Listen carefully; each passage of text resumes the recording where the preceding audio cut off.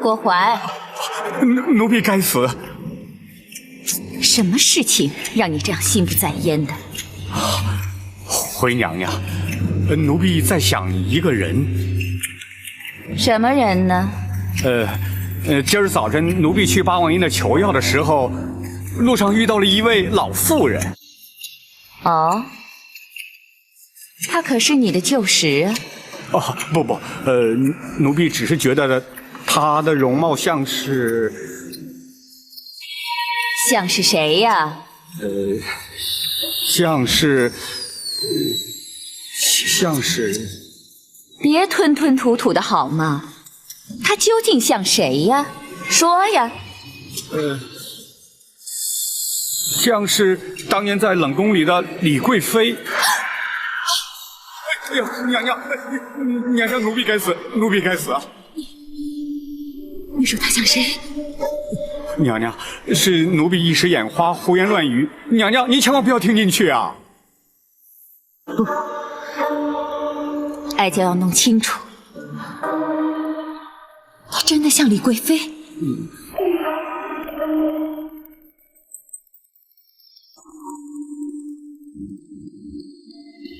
是。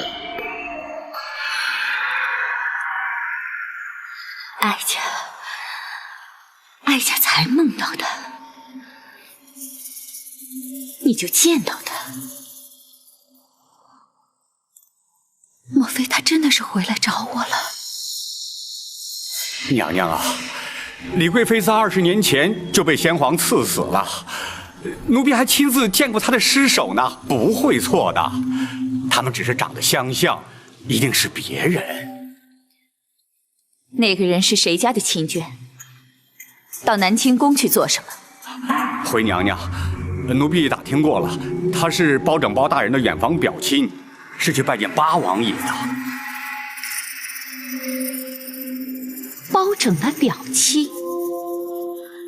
这包拯一向是公私分明，从未听说过他曾带亲眷入京。即便如此，又怎会前往南清宫去拜见八贤王呢？这奴婢就不大清楚了。那就去查清楚，不但要查清楚那人的来历，也要查清楚包拯最近的行止，大事小事都要查得一清二楚的，知道？是，奴婢遵旨。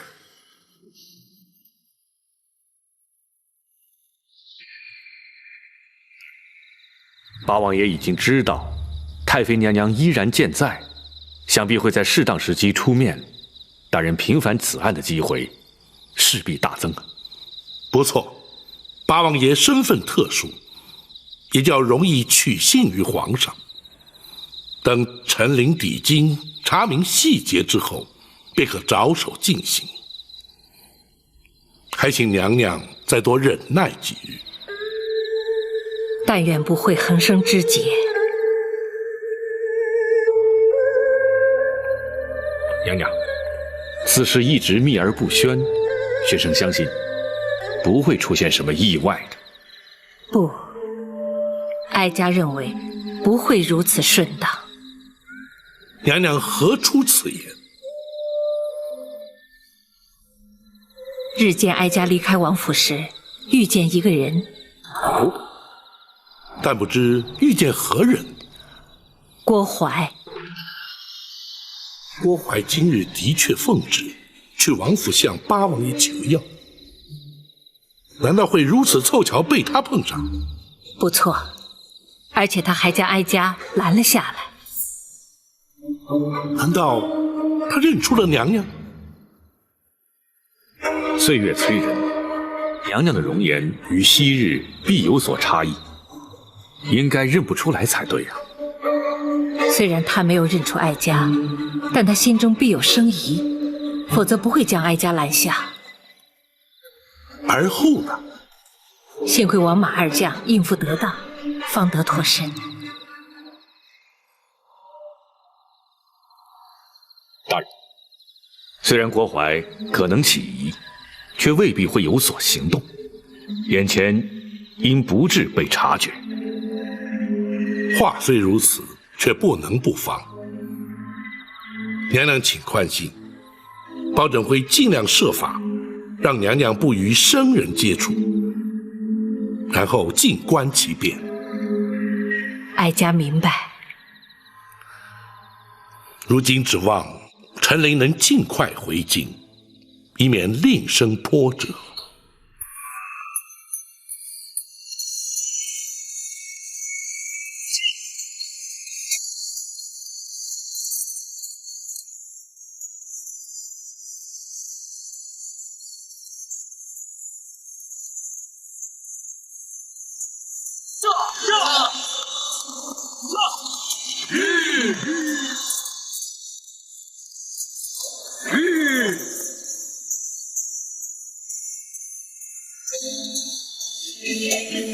二位为何不走了？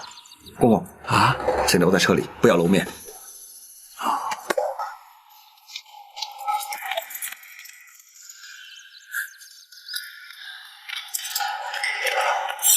你们是什么人？可是冲着我们来的？两位可是包大人座前张龙赵虎？请问五位是哪路英雄？有何见教？现空岛吴蜀奉包大人之命，前来接应二位同返京城。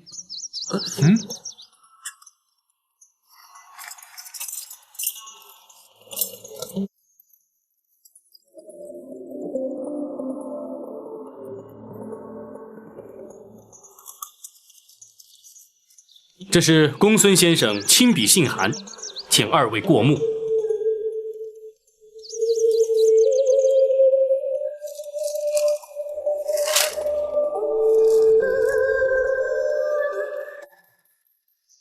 是包拯从陈州带回来的。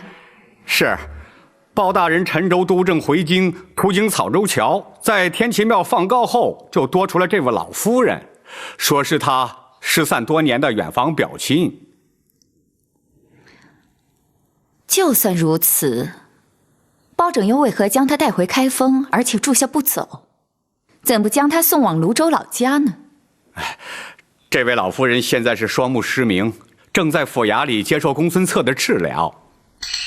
哦，包大人回京后，陆续有江湖人士进府，后有相继离开。包拯审理刑案，难免有涉及江湖草莽之事，这倒也不足为怪。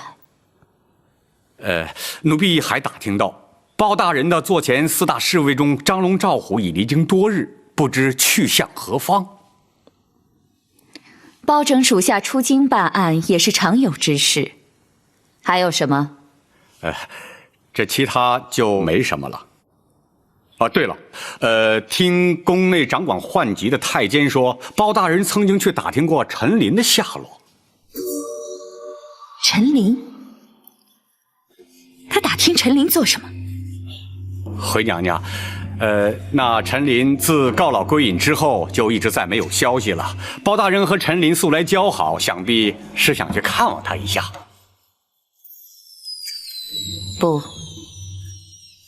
不会如此单纯。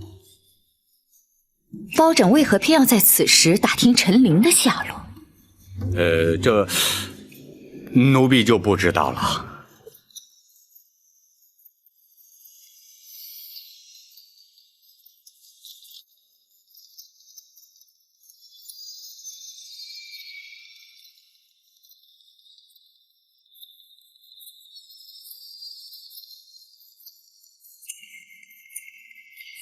郭淮，奴婢在。传哀家的旨意，宣那老夫人进宫，哀家有亲自见她。是。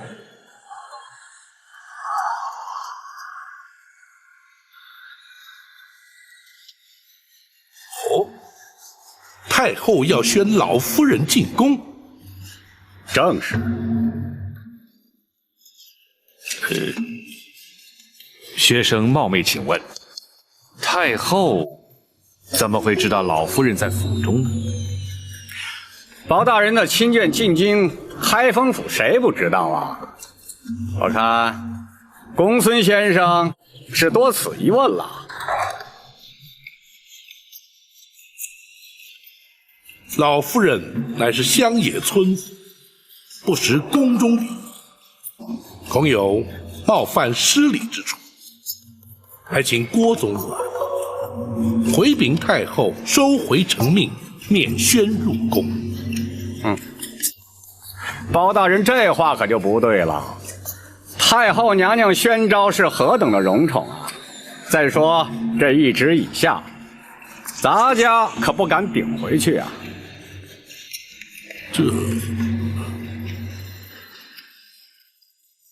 霍总管，老夫人双目失明，学生正在为她诊治，此时入宫，恐怕多有不便。那没关系啊，咱家在这等候，并亲自陪同入宫。再说了，这宫中有咱家照应，包大人敬请放心。这话说到此，包大人若是还不答应的话，那可就是对太后娘娘的最大不敬了。太后懿旨，本府怎敢不遵？烦请郭总管稍后，本府前去禀告老夫人，并略述宫中礼仪之后，再随郭总管进宫。那就有劳包大人了。没有料到，他们真的盯上了太妃娘娘。大人，难道真的无法回避了吗？太后懿旨，谁敢违抗？太后既然指明要见太妃娘娘，既然是非见不可，只怕是避无可避呀。一旦太妃娘娘进宫，生死便全掌握在太后手中，随时会有性命之忧啊！本府身为外臣，若不奉诏，不得擅自进宫。纵然有心拼死维护，入不得宫，又岂能奈何？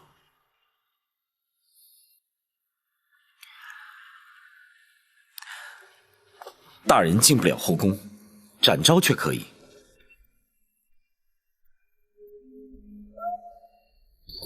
哎，不错，展护卫蒙皇上赐封御前4品带刀护卫，圣驾当前特许带刀，深宫内院任意行走。倘若展护卫随太妃娘娘前往，任谁也无法拦阻。的确如此。展护在，就劳你随侍太妃娘娘奉驾入宫。入宫之后，娘娘的安危就全仗你了。属下誓死保证娘娘的安全，请大人放心。好，如今还得劝得娘娘安心前往，谨慎应对，否则后果仍难逆料。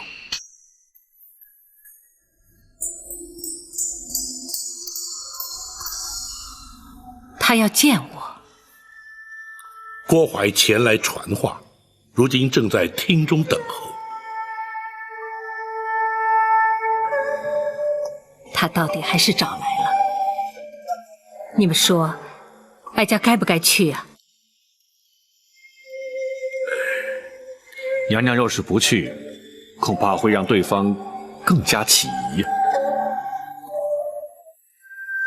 既然如此，哀家去见他就是。是啊，不过以学生之见，虽然太后下旨召见，却未必肯定娘娘的身份，还请娘娘尽量掩饰一二。宝琴，你说20年不见，他还能认得出我吗？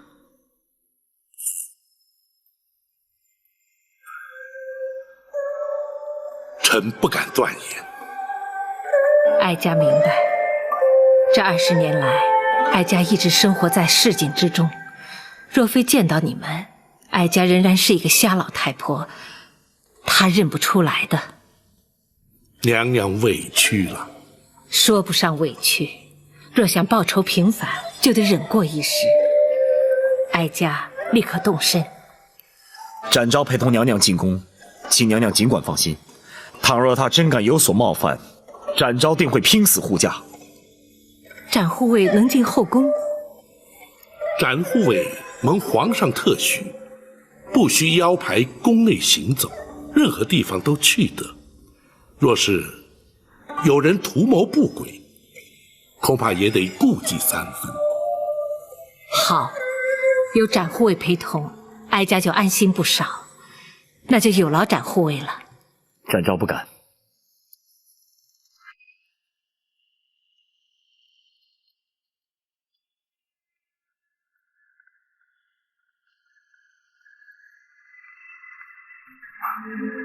太后存心摆弄威风，却不知老夫人目不能视，全无作用。就由她摆弄吧，不值得计较。待会儿见面时，少不得一礼参拜。无妨，既然来了，老身就是一介市井瞎婆。太后驾到！太后千岁，千岁，千岁！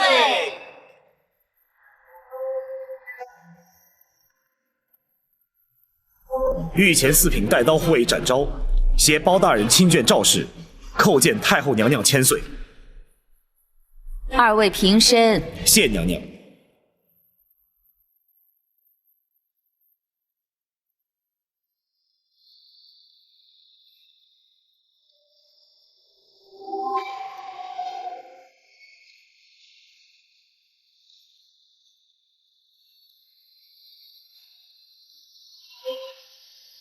都起来吧，赐座。谢娘娘。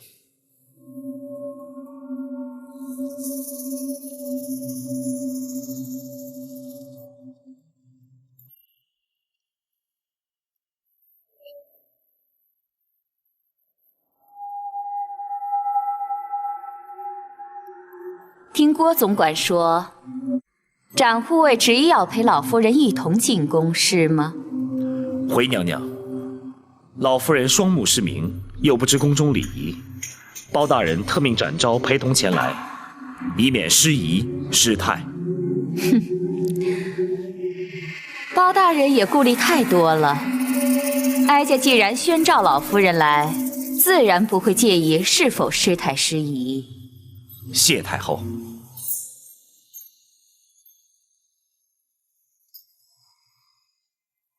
展护卫无需在此听我们闲话家常，妇道人家说的话，展护卫未必适合听。包大人再三叮咛，属下不可擅离老夫人，所以没这一说。在哀家这人寿宫，难道还能让老夫人出什么意外吗？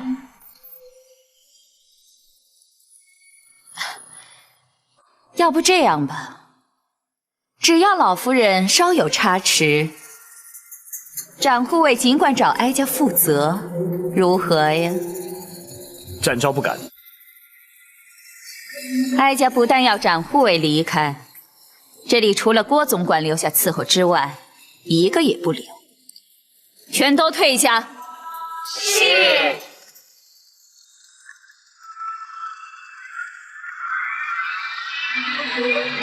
展护卫，你就出去吧。既然太后娘娘不担心我老婆子失礼，你留在这儿也没什么意思，不如到外头轻松自在一些。老夫人，太后不是已经说了吗？如果我出什么事，她会负责。你放心吧，包大人他不会怪你的。啊，要不你就在外面候着，如果觉得有什么不对，你就随时进来瞧瞧，不就得了吗？还是老夫人干脆。展护卫如今可还有话说？展昭不敢。既然如此，展昭就在门外恭候。老夫人若有需要，请随时召唤。展护卫，你就快走吧。我还急着要和太后娘娘说话。展昭告退。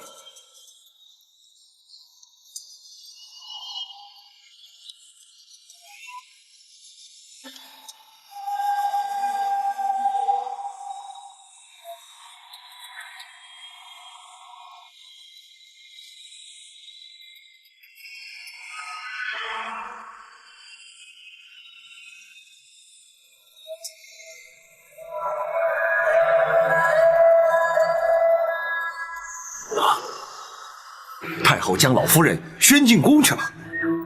正是。包拯虽借此婉拒，怎奈那郭槐亲自前来府衙接人，只得让老夫人去了。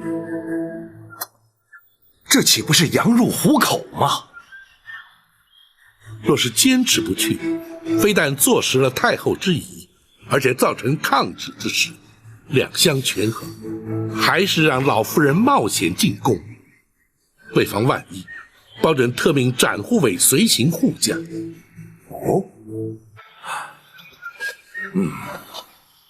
有展护卫随行，谅他们也不敢公然造次。但包拯仍觉不妥，故而前来请王爷寻医名目，进宫面圣，伺机前往仁寿宫查看虚实。你顾虑的对，由本王进宫的确较为合适。你且回府等候本王的消息。多谢王爷。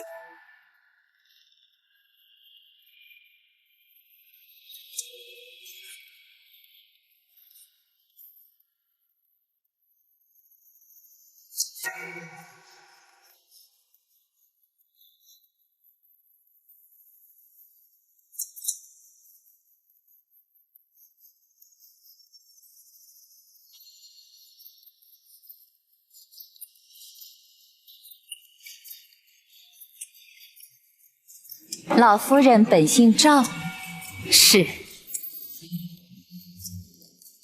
居然与皇家同姓，也是有缘了。不，太后娘娘，赵是天下第一大姓，我是沾了皇家的光。老夫人是包大人的亲眷，但不知是哪一房哪一脉。我是包大人的远房亲戚，论辈分，我该是包大人的表姨。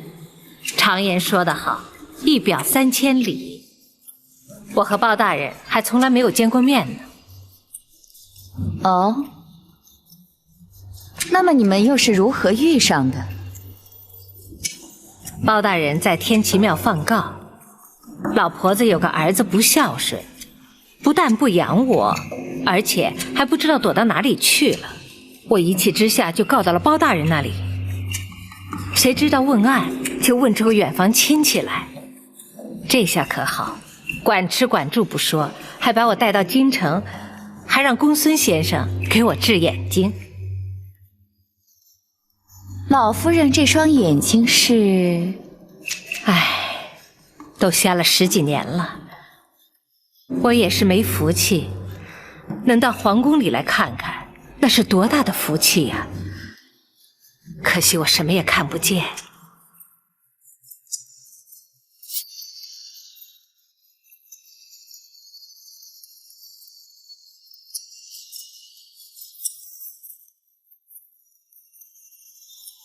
谁？你看得见？哦，原来是郭公公啊！我怎么能看得见呢？只是眼睛瞎久了，我的耳力变得特别好，我是听见有人在我身边。哦，咱家是给老夫人递茶的。我哪能担当得起呢？听说郭公公是后宫的总管，那可是个大官，我老婆子怎么担得起让郭公公为我倒茶呢？罪过，真是罪过。老夫人是太后的贵客，咱家是太后娘娘身边的奴才，服侍老夫人是咱家该做的。那我是沾了太后娘娘的光了。你也别客气，你确定不是姓李？太后娘娘说笑了，这姓怎么能乱改呢？太后娘娘，你怎么会觉得我姓李？只因你和哀家多年前的一个姐妹长得十分相似。是吗？啊，我明白了。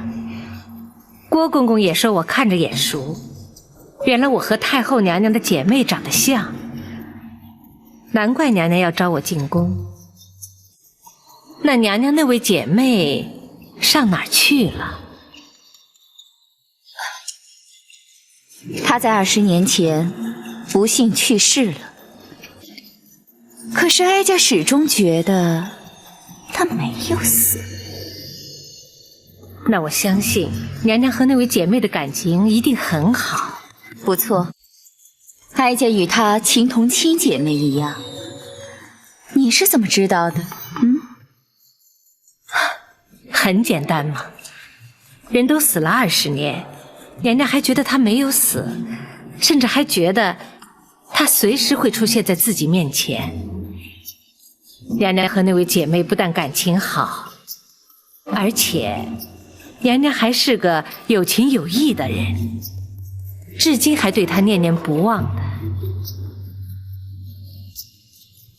要做娘娘的姐妹，那得积多少阴德啊！我一个乡野村妇能长得有点像，已经是上辈子积来的。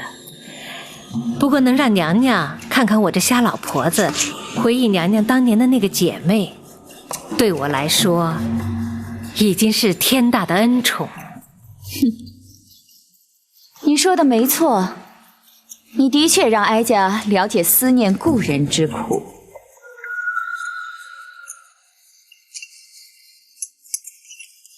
谢谢。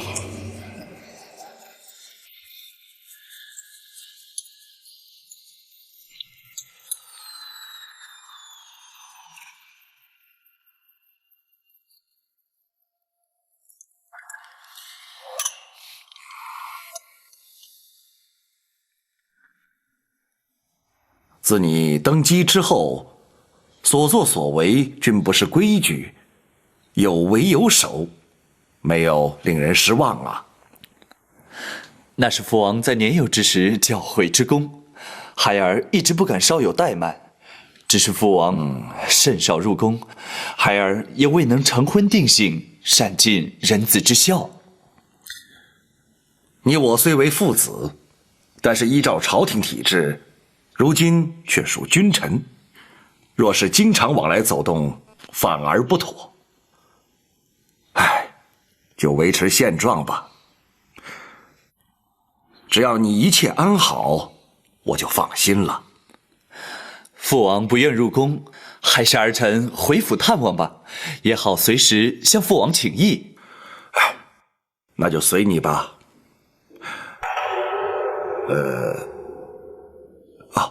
不知太后情形如何？郭槐来府中求药，以治失眠之症。不知太后是否已经开始服用了？太后日前受失眠之苦，孩儿记得幼时父王偶以安神露助孩儿入眠，故而差郭槐前去求药。打扰父王，还望父王恕罪了。哼，谈不上打扰。不过你对太后的关怀之情，颇让人称许呀。生育养育皆是恩情，孩儿不敢忘父王的生育之恩，亦不敢忘太后的养育之情。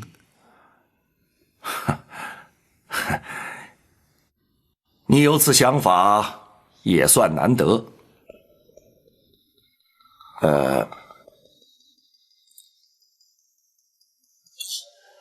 安神露虽可助眠，却不宜多服。哎，既然进宫了，也就顺便去看看太后，也好当面嘱咐。孩儿也正要去探问太后服药成效如何，父王何不一起前去？哦，哈哈，如此甚好。来人，奴婢在。拜驾仁寿宫。是。老夫人，请用点点心吧。啊，谢谢。别见外，吃一点吧。啊，这是哀家特地为你准备的。谢谢。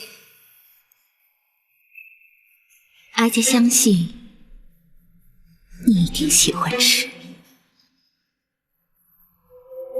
来，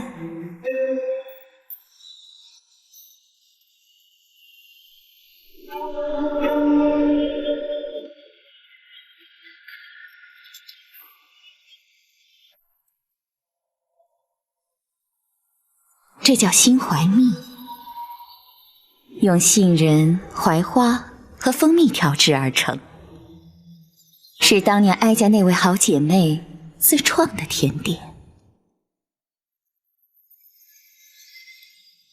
好吃吗？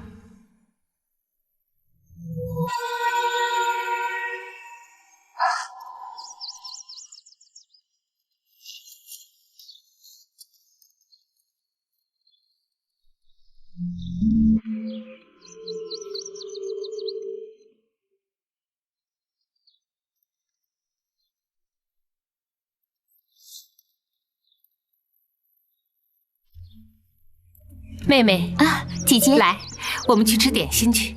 哎，来，来坐。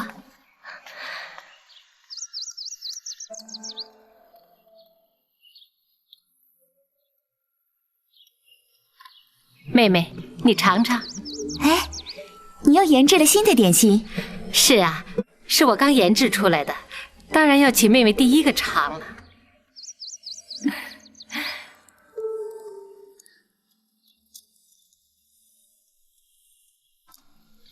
好吃吗？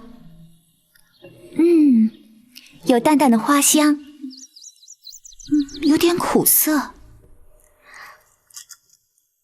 不过饼心却是甜的，真的很好吃。你是怎么做的？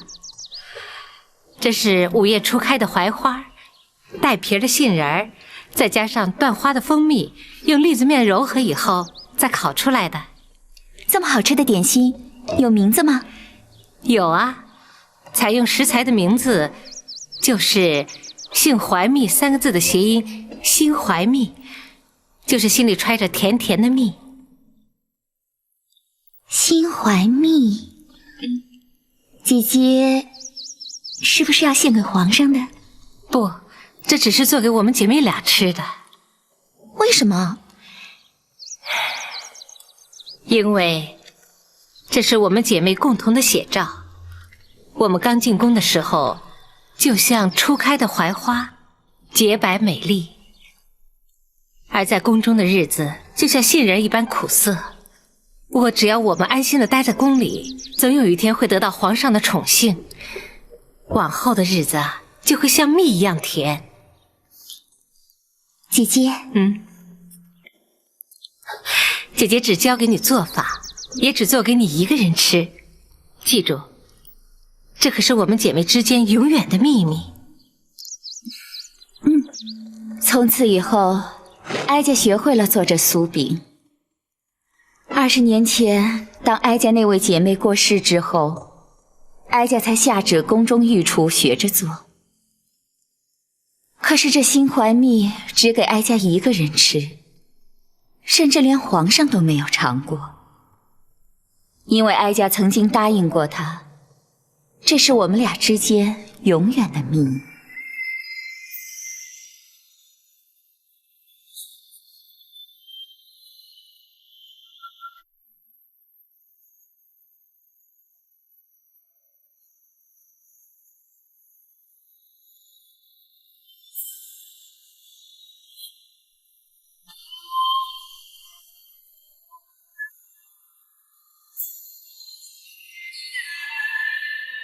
你因何掉泪？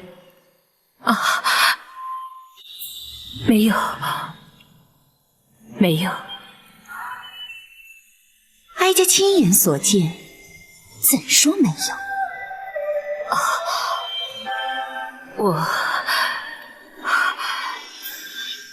太后娘娘对20年前的姐妹还如此的怀念，真是令人感动。老婆子天生就爱哭，就连听人说书都会哭得稀里哗啦的，让娘娘见笑了。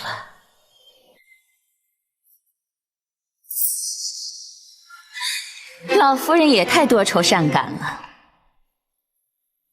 如今故事说完了，老夫人也哭过了，现在可以吃点心了。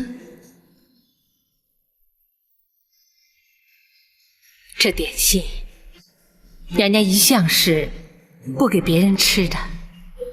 我老婆子哪来这么大的福气享受？因为你和我那姐妹长得实在是太过相似，直到现在，哀家都认为你就是她。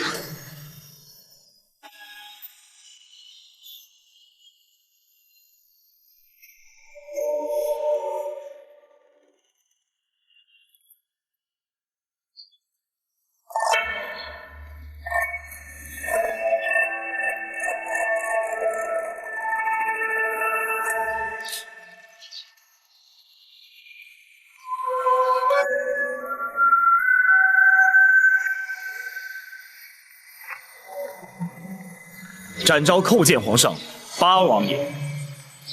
展护卫平身，谢皇上。展护卫为何会在仁寿宫外？展昭陪同包大人亲眷赵氏，奉太后懿旨进宫。哦，太后宣老夫人进宫，展护卫为何不在一旁陪伴？太后与老夫人闲话家常，命展昭在宫外候命。那就随朕一起进去吧。谢皇上。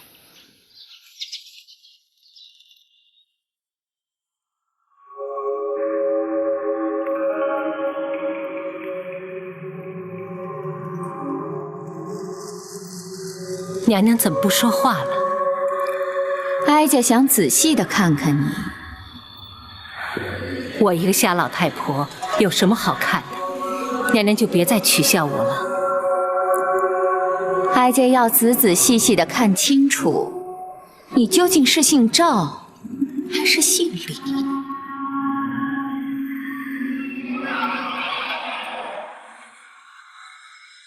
皇上驾到！奴婢叩见皇上八王爷。平身。儿臣参见母后，望母后病体早愈。免礼。皇上来仁寿宫，怎不先通知一声？八贤王又怎会联袂而来？父王得知母后患有失眠之症，特来探望。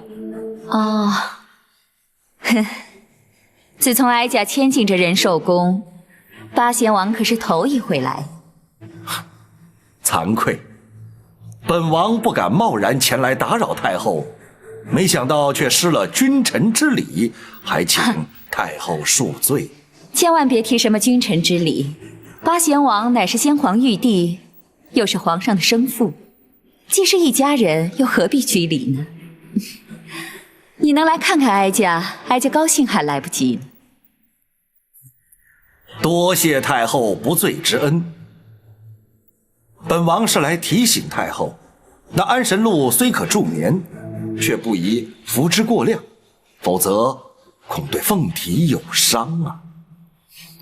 难得八贤王如此细心，哀家感激不尽。这位就是包大人的亲眷吗？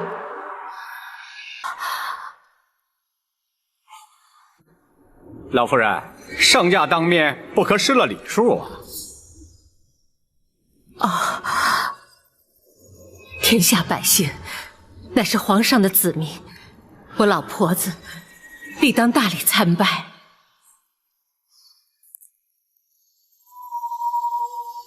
老夫人身体欠安，目不能视，还请皇上。战护卫，该跪就跪，该拜就拜，我又怎么能够例外呢？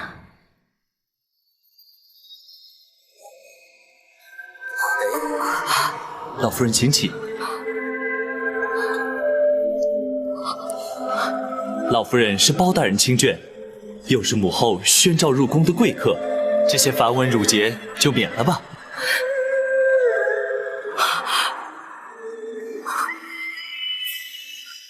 老夫人因何落泪？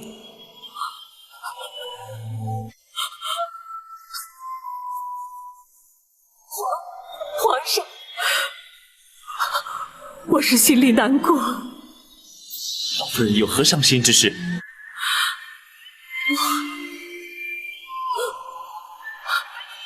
皇上，我听说皇上不是太后娘娘亲生，可是却对太后娘娘小心丝毫不减。可怜我老太婆，明明有一个亲生儿子，她却不肯认我，丢下我一个人孤苦伶仃的夏老太婆。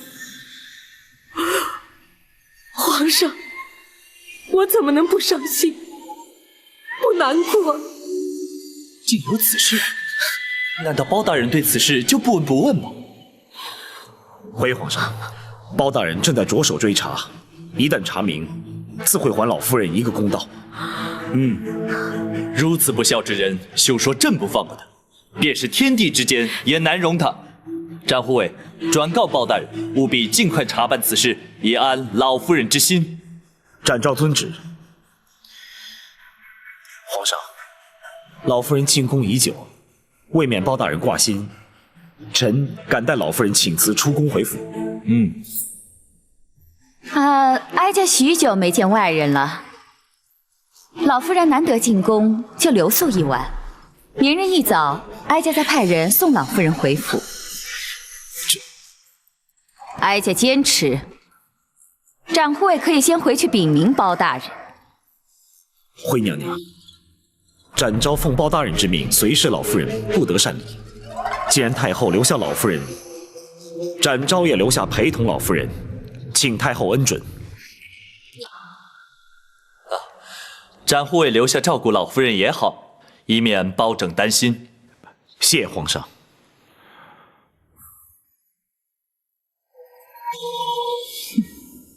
既然皇上都这么说了，哀家岂会再有异议？只是包拯那里……好，不妨。本王正好要去见包大人手谈一番，就由本王代为转告吧。谢八王爷。郭淮，奴婢在。收拾一间肃静的厢房，安排老夫人过夜之用。是。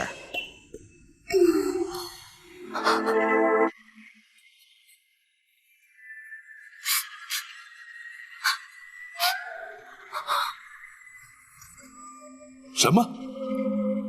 太后将老夫人留宿宫中？不错。当时皇上也在场，同时也准许展护卫留在宫中随侍，本王则负责来通知你包大人。难道老夫人的身份泄露了不成？应该是不会，否则太后和郭淮的神色不应该那般镇定才是。学生以为，纵使太后没有认出老夫人，却也未尽是心中之疑。因此，硬将老夫人留宿宫中，也是为了更加确认。对，有此可能。倘若如此，老夫人在宫中岂非身陷险地？此事皇上也已知晓。倘若他们企图对老夫人不利，恐怕皇上那儿也难以交代。按理说，他们不会，也不敢不计后果贸然行事。然而，若是他们毅然确定老夫人的身份，而打算孤注一掷，那就另当别论了。大人不必担心，还有展护卫在。啊，对，展护卫绝不会让他们轻易得手的。如今，就只有全寄望展护卫了。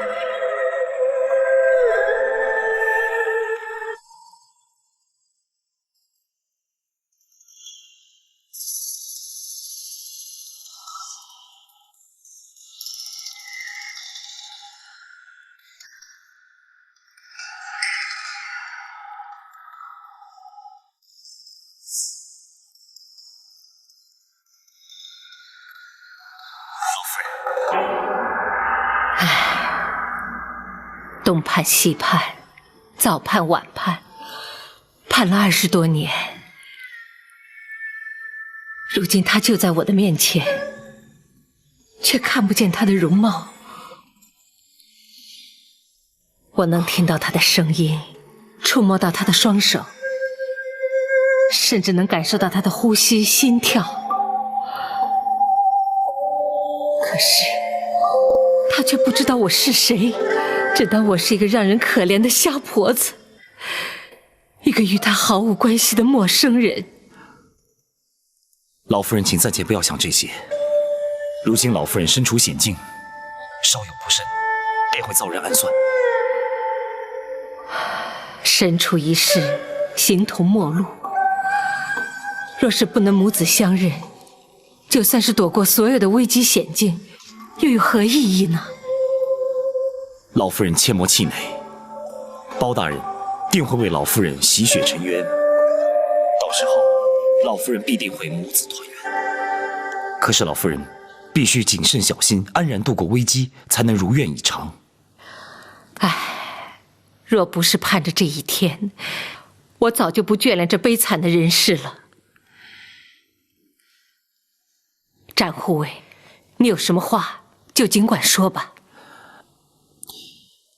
太后将老夫人留宿宫中，想必是另有所图，请老夫人暂且忍耐，及早就寝，一切交由展昭应付即可。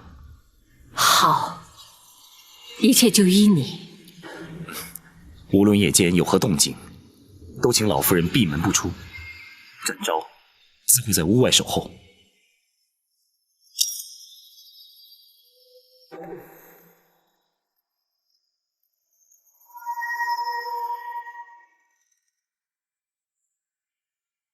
我不会看错，一定是他。娘娘，当年先皇赐死李贵妃，是奴婢亲自去验看的尸体，千真万确，她死了20年呐。那么就是他又活了过来。娘娘啊，这人死他焉能复生啊？那么今天在我面前的又是谁呢？或许他们长得很相像，可是，就算真的是他，这事隔20年了，相貌已大有不同，娘娘又怎么能确认呢？不对，他能瞒得过天下人，只是瞒不过我。当年我与他朝夕相处，无论他今日如何伪装掩饰，那种神态举止是变不了的。郭淮，奴婢在。你把他请到寝宫来，心逼不出他的真实身份。娘娘，哀家的话你敢不听？奴婢不敢，奴婢遵旨。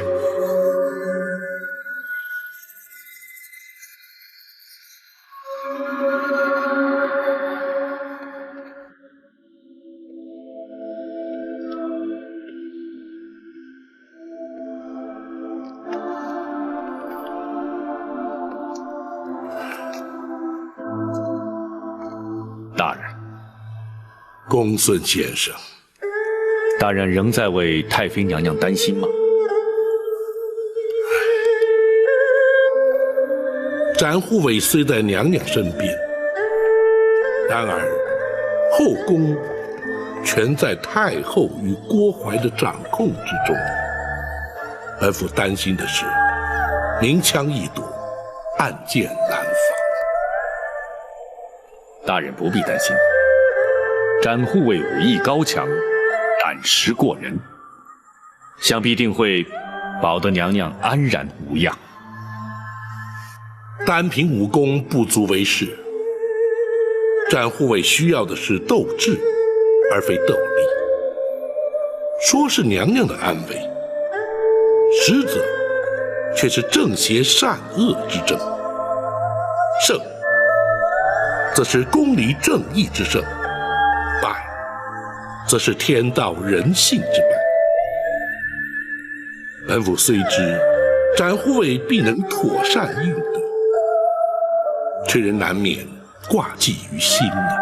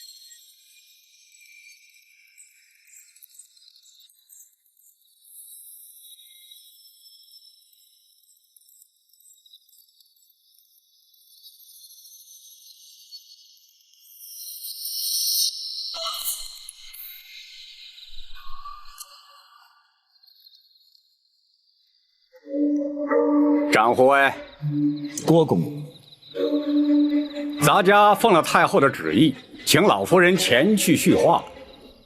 老夫人已然安寝，请郭公公回禀太后，恕难奉诏。展护卫，你没有搞错吧？此刻刚刚入夜不久，老夫人怎么可能已经入睡呢？郭公公有所不知，公孙先生正在替老夫人医治眼疾，最忌劳累，每日入夜既眠，从无例外。可是太后正在寝宫等候，展护卫务必请老夫人破例前往，否则咱家难以向太后交代。就算展某想帮公公的忙，恐怕也是无能为力。此话怎讲？公孙先生乃是以经侦过学之术及开方施药，双管齐下，为老夫人诊治眼疾。老夫人进宫之前已经服过药，时辰一到，自然成眠。如今若想唤醒老夫人，只怕是绝无可能。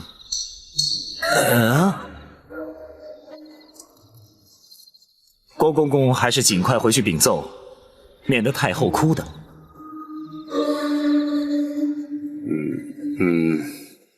展护卫能否让咱家进去看看呢？郭公公到底要看什么？郭公公虽是近身太监，并无男女之别，可是老夫人已经入睡，又何必前去打扰？除非你不相信展某。不，展护卫严重了，咱家是奉太后旨意而来，若不进去看看，如何向太后交代？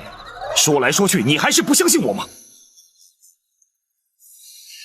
展护卫，见谅了啊！咱家今天是非看不可。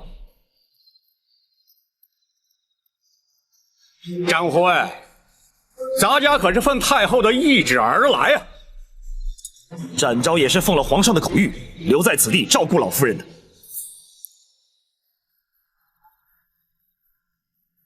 公公若想是闯过去，别忘了展某来自江湖，就他们几个，展某还不放在眼里。想试试？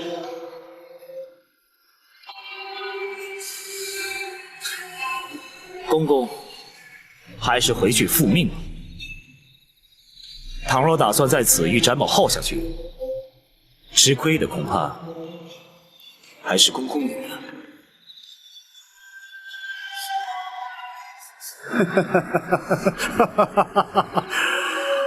张护卫，千万不要误会，咱家只是为了向太后有个交代。既然长护卫已经把话说明白了，咱家回禀太后就是。那好，公公请吧。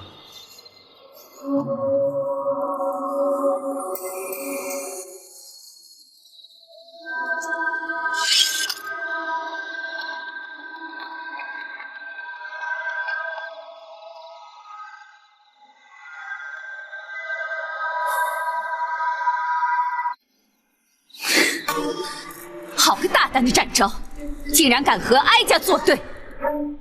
也许他说的是实话。不可能，他们是做贼心虚，想躲开哀家，偏就让你躲不了。郭淮，奴婢在。随哀家一起去，看他敢不敢拦阻哀家。娘娘请息怒，请听奴婢说几句话。你说，展昭他虽然从中作梗，但他的话多少总占个理字。皇上的确让他留下来照顾，至于是否真的吃了药沉睡不醒，这个谁都不能证实。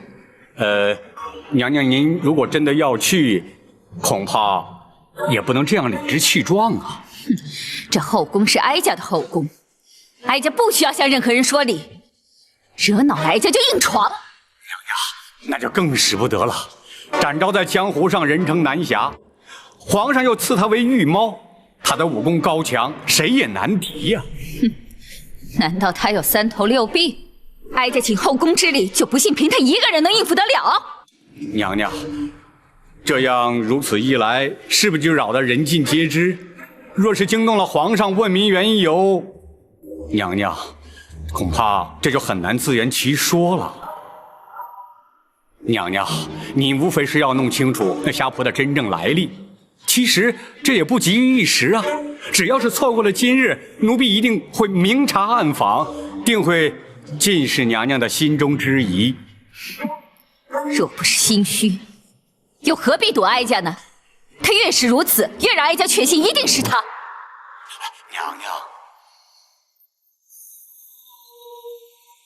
有些事情，也许经过20年会有所改变。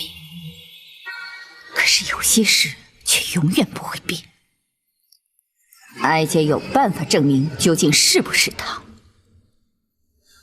娘娘指的是太极，这与生俱来的计划，永远也变不了。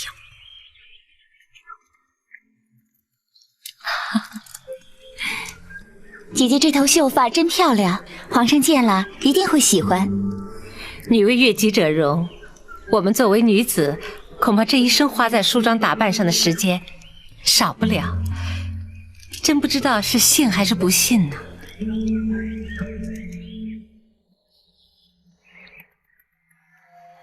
哎，姐姐，你颈后的这个心形图案好美哦，是谁替你画的？傻妹妹，这不是画的，这是胎记。真巧，胎记能生成这么美的模样，可惜我自己都看不见。没关系的，姐姐看不着，就留给皇上看呗。妹妹，你看你又在取笑我了。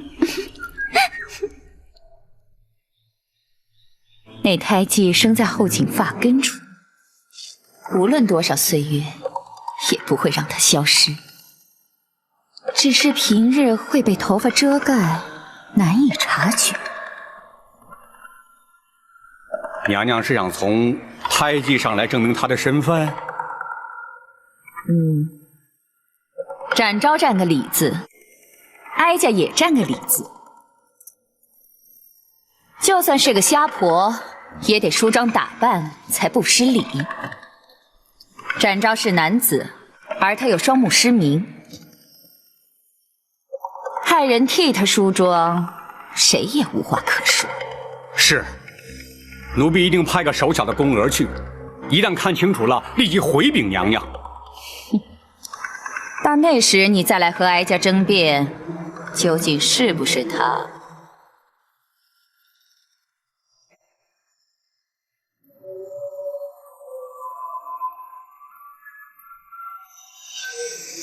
战护卫，你就出去歇会儿吧。我们梳妆打扮，你们男人看着岂不是没趣儿啊？展昭奉命陪伴老夫人，不敢稍有懈怠，打扰了老夫人，还请恕罪。啊，你要是不嫌烦，就陪着吧。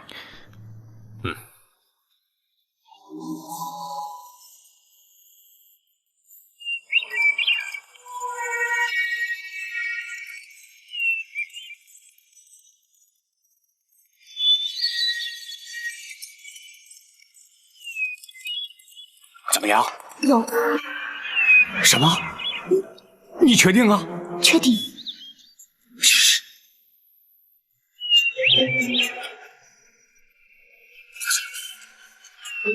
不可能啊！他明明早就死了。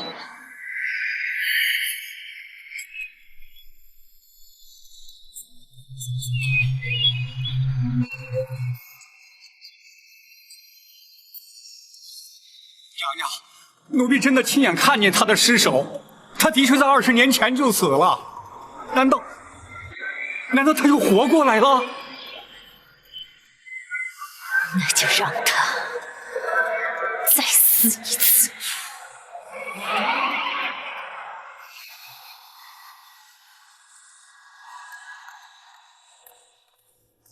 老夫人，我们可以走了。走？去哪里？出宫回府。现在走合适吗？此地不宜久留，只有回到开封府衙，才能真正保得老夫人的安全。好，那就请展护卫带路。是，请。啊。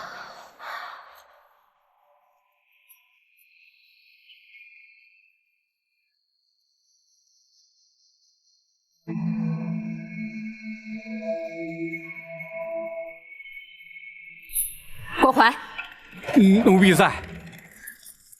立刻调集后宫所有人手，将厢房团团围住。哀家要亲自去揭开他的真实身份。是。娘娘，启禀娘娘，展护卫和老夫人已经出宫了。什么？你不是你们在厢房守着吗？你怎么会让他们走了呢？展护卫坚持要走，我奴才拦不住呀。你立刻去追，不能让他们离开后宫。是。启禀娘娘，包大人亲自带着人在宫外等候，已经把老夫人接回开封府了。啊！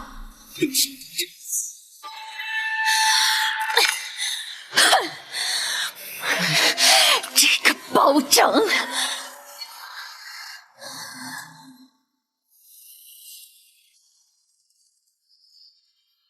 娘娘受惊了。幸亏有展护卫陪同，否则哀家怕真是出不了后宫了。展昭只是略尽本分而已。难道娘娘的真实身份被他们认出来了？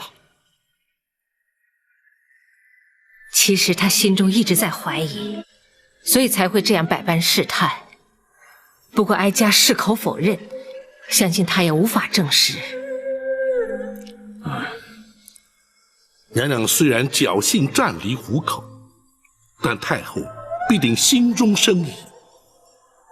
然而在陈琳抵达京城之前，还必须与他周旋。包拯除了会确保娘娘的安全之外，还请娘娘再做忍耐。哀家明白。宝卿，臣在。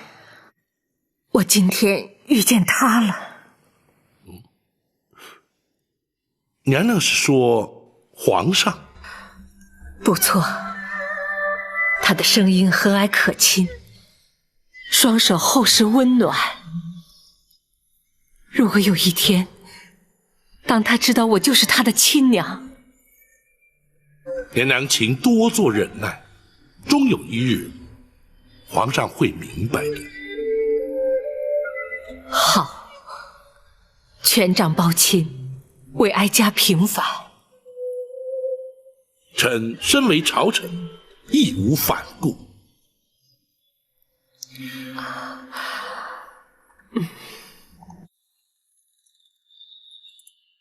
原来这都是包拯在其中作梗。如果他不知道虾婆就是当年的李贵妃，又怎么会把她带回开封？可是他又何必要带着李贵妃去南清宫见八王爷呢？这个包拯他究竟打的是什么主意？哼，不管包拯打算如何，哀家倒先要问你，20年前你奉旨验尸究竟是怎么验的？娘娘，奴婢冤枉啊！当年奴婢的确是亲眼看见过尸体呀。原本预定在次日清晨运出宫去，交给开封府验尸安葬。可谁知道，当天晚上冷宫就起了大火。哎，不对呀，当年那场大火，它烧得也太凑巧了。怎会不巧？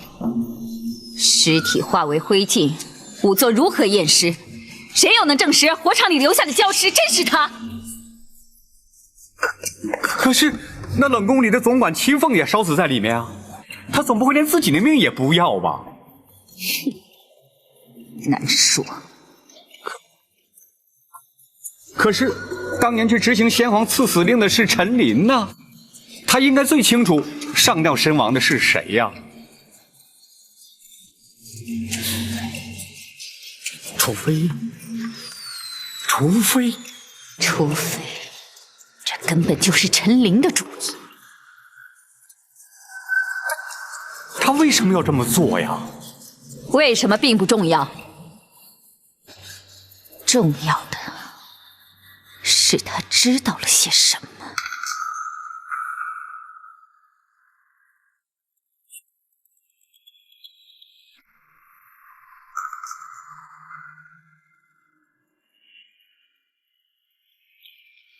谢谢的东西。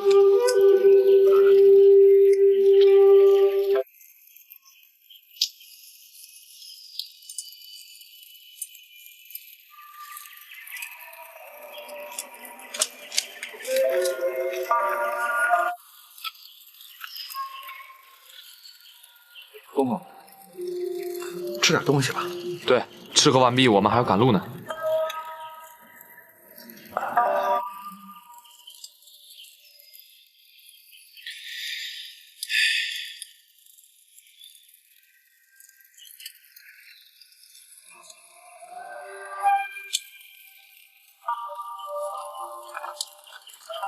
老人家，多少还是吃一点儿，否则路上饿了再吃，多有不便呐。多谢几位英雄前来护送，实在是愧不敢当啊。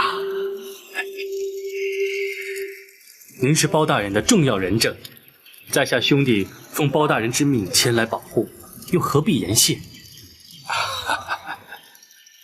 对了，什么案子要你作证啊？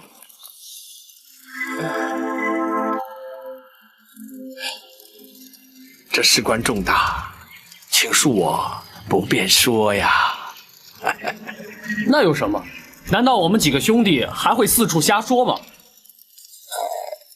这好了，四弟，包大人的案情我们不需要知道，何必让老人家为难呢？不错，四哥，你我唯一的任务便是让老人家安全无虞地回到京城。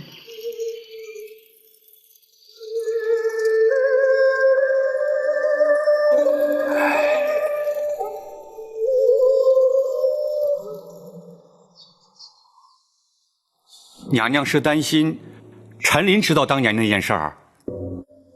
若非如此，陈琳有天大的胆子也不敢抗旨徇私，让他逃出宫去。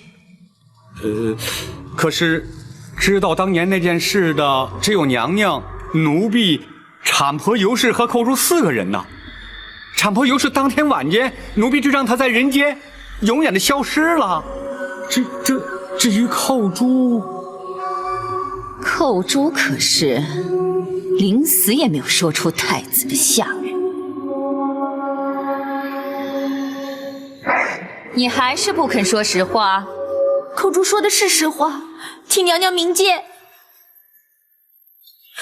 你还敢嘴硬啊！要你把宁儿埋在金水桥下，你去把她藏了起来。说，究竟把她藏在哪儿了？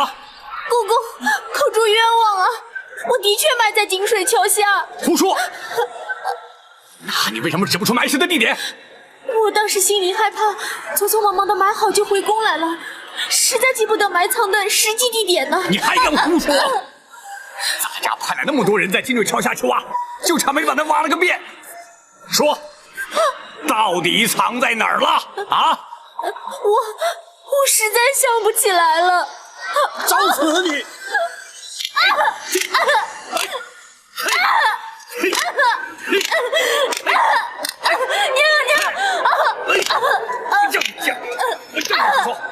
娘，公主冤枉啊！好了，别打了，让本宫再问问。是啊。后珠，娘娘，你是我金华宫的程玉，一直跟在本宫身边。这些年来，本宫待你如何呀？回娘娘，口珠自小进宫，直到入了金华宫，跟着娘娘，才不受其他宫人欺负。娘娘对口珠恩重如山。难得你还知道感恩。这狸猫换太子之事，乃是极端机密。若你不是本宫心腹，本宫也不会让你参与其中的。娘娘信任口珠，是对口珠的恩宠。那么，你就是这样来报答本宫的吗？娘娘，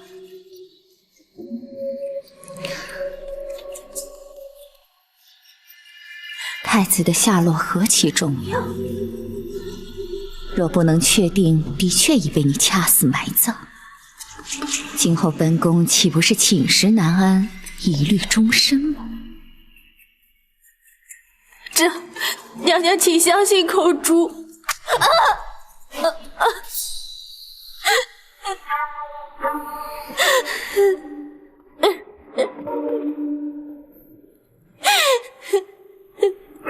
你要本宫如何相信？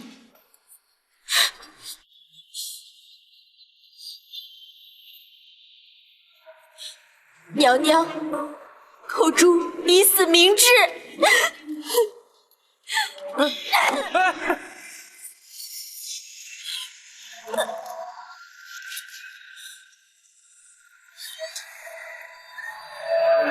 请娘娘安心。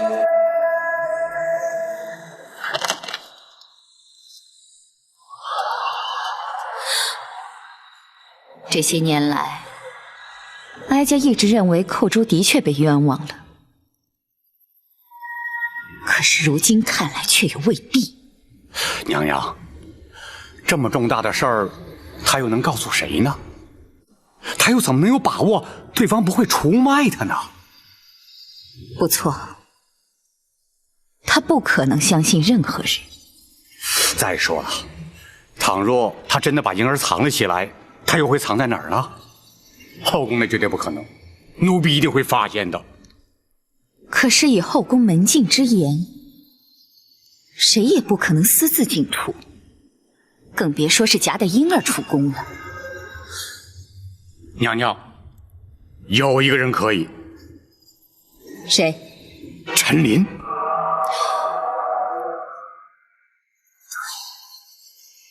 当时他是首领太监的身份。娘娘啊，奴婢虽不受他管，但也得敬他几分。他出入宫门，不但无需通报啊，也没有任何人敢去阻拦检查呀。奴婢想起来了，当天寇珠抱的婴儿走出去后，奴婢亲自送产婆尤氏出宫，并且安排人手在城外将他灭口。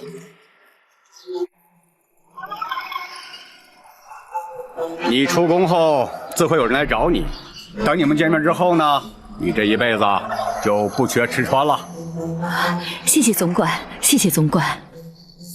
不用谢，这是你应该得的。去吧。是。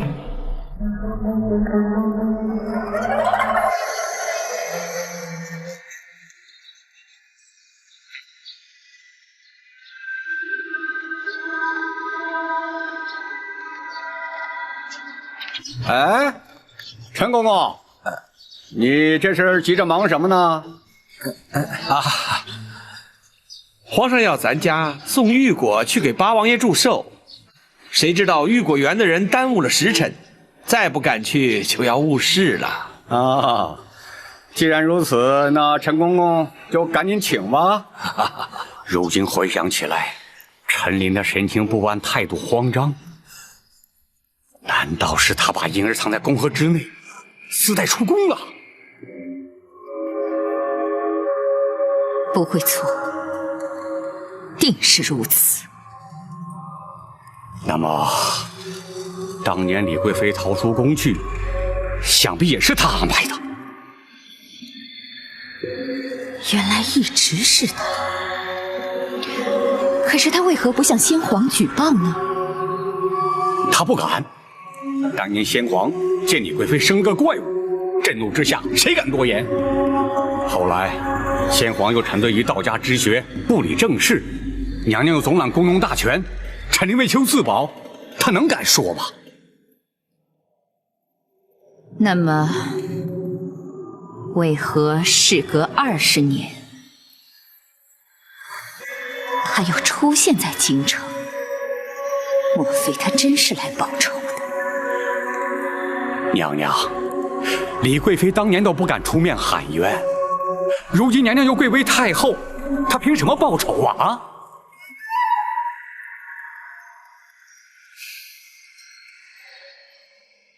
难道是因为包拯？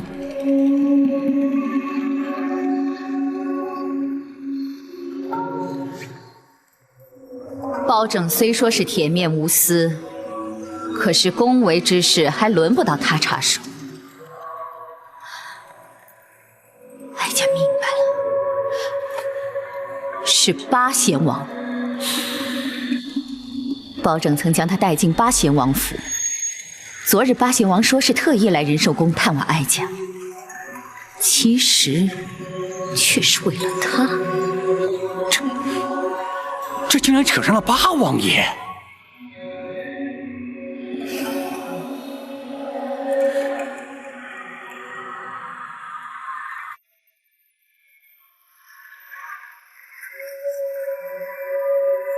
看来如今所面临的，乃是前所未有的危机。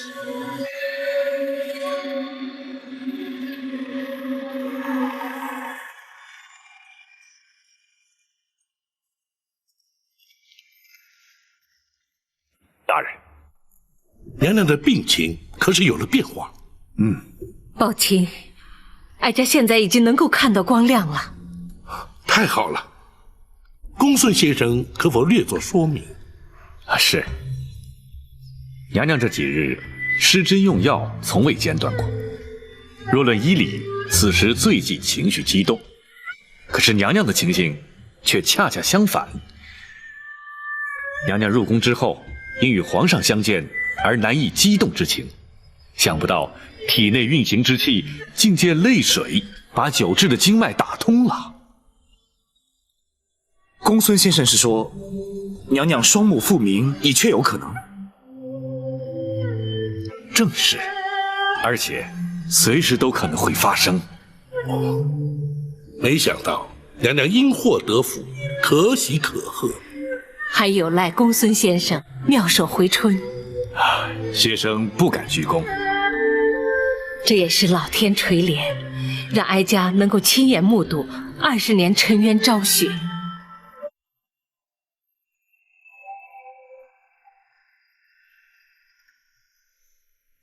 娘娘，八王爷虽然地位崇高，却无职无权。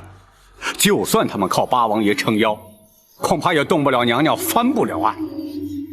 不，八王爷乃是赵氏皇族族长，皇族中人无不以他马首是瞻。同时，他还握有上打昏君、下打谗臣的先皇御赐金剑。一旦他插手此事，哀家也难以对抗。那如何是好啊？八王爷之所以被尊称为贤王，乃在于他处事公允、依法讲理。若是无凭无据，他也不会插手。娘娘啊，20多年都过去了，不会有证据留下来了。哼，没有物证，却有人证。娘娘是说李贵妃？不，她只是一个抗旨不遵的先皇陶妃。她若作证，自可轻易推翻，无人会信。那真正的关键人证是陈琳。陈琳早已告老还乡，不理世事了，难道还会找她回来作证？包拯以远方亲眷之名带李妃入京，甚至带她前往南清宫见过八王爷，可是却为何迟迟不提此案？他们在等陈琳进京？没错，你曾说过，包拯的侍卫出京而去，却不知去向。哀家可以断言，他们是接陈琳去了。娘娘，那如此一说，他们是在等陈琳一旦进京，包拯必然会开始行动了。没错，因此无论如何，绝不能让陈琳进京，知道吗？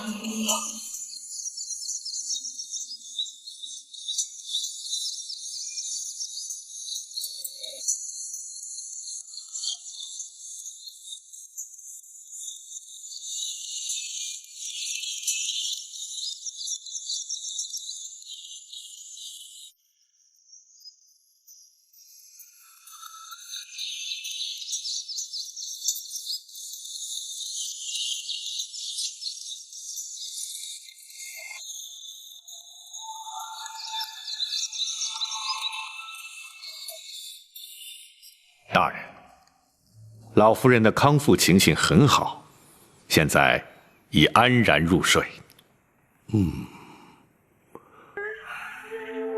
太后的疑虑未消，危机随时会现。虽在府中，仍需严加防范呢。是。王朝马汉带人在厢房外守护，展护卫则藏身暗处，紧急之时可立即支援。好，此时不能出半点差错，否则非但不能替老夫人平反，甚至可能因此而惹祸上身。是，学生会多加留意。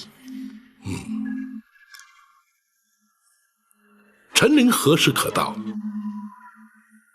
以行程估算，明日便可抵达。倘若太后对老夫人疑心不减，甚至可能连陈琳回京都会被他们察觉。万一……大人无需担心，陷空岛无属，可抵数百精兵，保陈总管回京，必定万无一失。